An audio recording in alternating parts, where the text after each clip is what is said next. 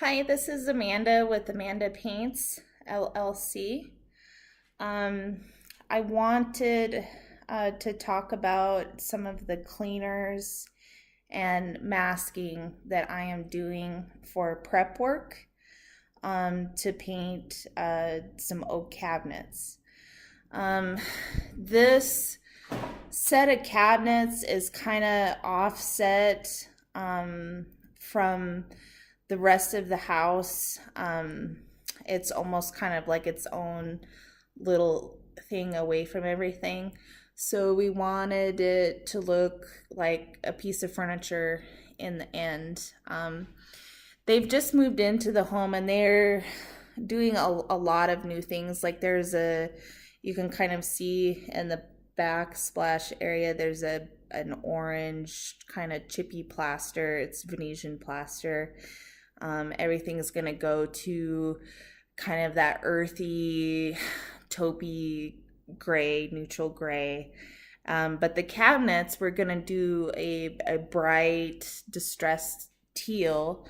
The homeowner has kind of these beachy pieces of artwork that she likes that she wants to place here and there and kind of incorporate through the room. So oak has a deep grain, and it collects lots of bacteria and mildew, and it can really come back into your paint. Like it may show up 8 months later after you've done your paint job. Thankfully, though, we don't have to worry about that too much because we are going to do this distressed finish. But I'm still going to use the right cleaners for that. If I wanted to be more safe, I would put a stain blocking primer.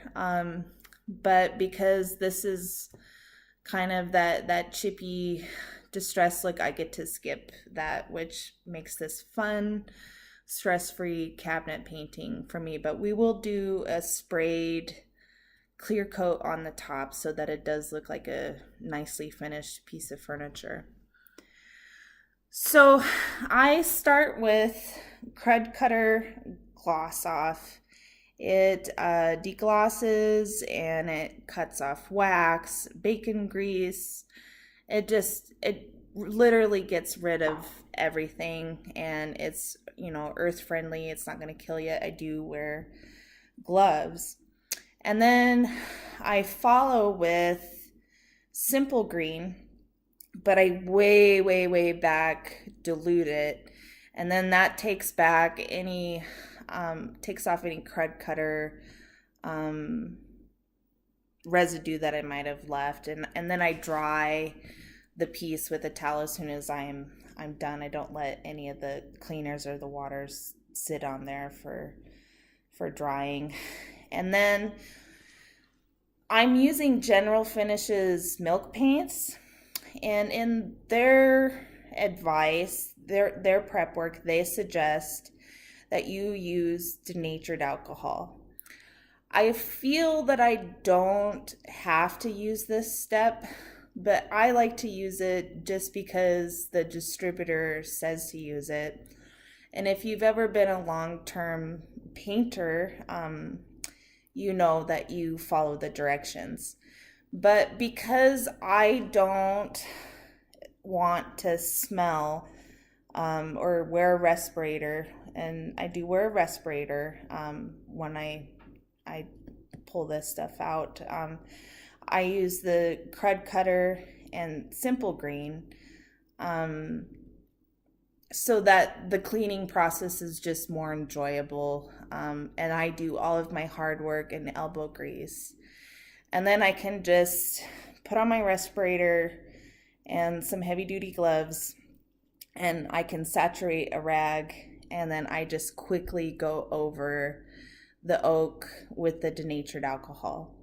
And I try to envision that I do soak the wood enough with the denatured alcohol that I'm watching it go within these deep wood grains at your fingernail to get rid of that bacteria. And so what's cool is after you do that, you don't have to do any sanding, you don't have to remove any varnish. You may want to wood fill some imperfections after that, but your cabinets are completely 100% prepped and ready for the first layer of milk paint. So that's the good news. And to talk about masking, I'm just a Ben Moore girl. I love all the supplies they give me. The store in town is locally owned, and they just put that extra pride in their paint store than I do think some of the commercial ones. And so I feel I get the best service. And they also supply general finish cabinet products, which I love. And also I'm a faux and decorative painter, and they tend to have like some of the metallics and plasters and just extra things that a faux and decorative painter would need. So they're my perfect store. And that's Mission Paint in Missoula, Montana. I think they're great. And they have this tape called, I'll get a picture of the inside. It's Phoenix tapes. And it's kind of this yellow orange color. And it is a mix of, I would say it's a little bit more durable and strong than like a yellow frog tape. But I really find that it does just as well by not bleeding through. It has a 90-day release so that it's not damaging other surfaces. Like even when I do my paintings, my artwork, I tend to mask off with this tape because it doesn't ruin any artwork that I've done underneath. And like you can see, I used it to tape my floor paper down. But it comes up nice and clean. Sometimes it's not the easiest to unmask, like you can't just pull it off in one piece. You might end up picking tape a little bit. But when it comes to having no bleed through and not ruining the surface underneath, I don't care. I like it. Also, it holds. Like sometimes other tapes, like blue tapes, when you have masking like this, where you're spraying, those you come back the next day and all your masking's fallen off the walls. And this tape, it stays up there. And it's not the cheapest tape, but it's not as the most expensive either. It's kind of in that between price that I like. So my masking here, because of this finish, I'm able to do my masking a little bit more loosely because I'm going to use an HVLP sprayer for the clear coat only, and the walls and everything are going to be repainted and done as well, so I just don't have to cry a river over overspray. And we're also going to be painting the inside with a different color. So my only goal is that I don't have a saturated area of spray. So I was able to just basically put my masking up and have it loose.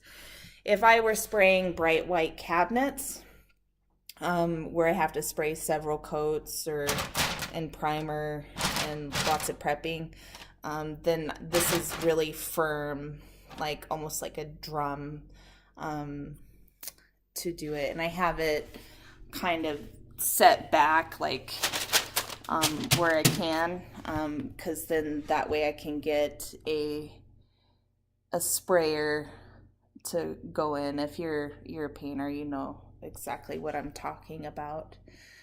I will be brushing the teal coat on because I want the paint to work into the oak grain, not sit on top. But I don't have to worry about brush strokes or anything. One, because it's a very nice self-leveling paint, but two, because I'm going to sand on it when I distress it, and that's going to smooth it out even super more nice. It's mostly I just want the sprayed clear coat. If it were a different situation,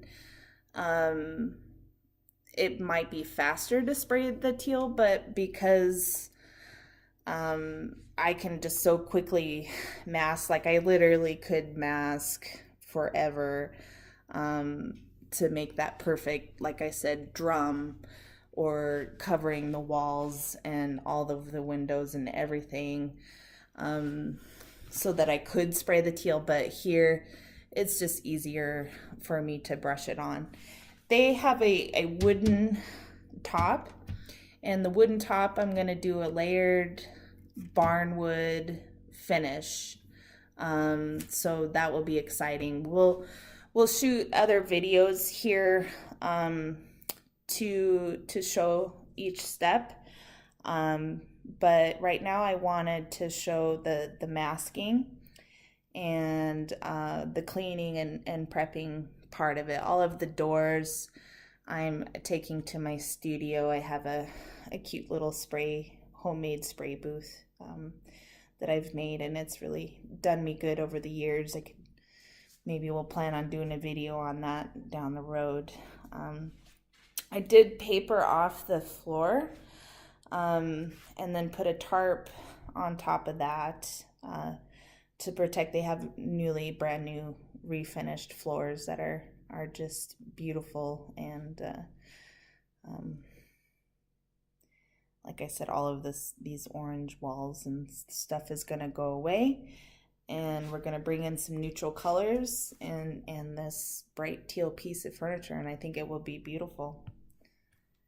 If you would like to subscribe to my channel, I would surely appreciate it. It's Amanda Paints LLC. It's just a button down below, and I would love tips and comments from other painters, and see, like, there's always someone bigger and better around the corner. So if you're a painter and you have a idea that you think would be cool, I would love to hear it. Or any good compliments, I would love to hear that too. So thank you.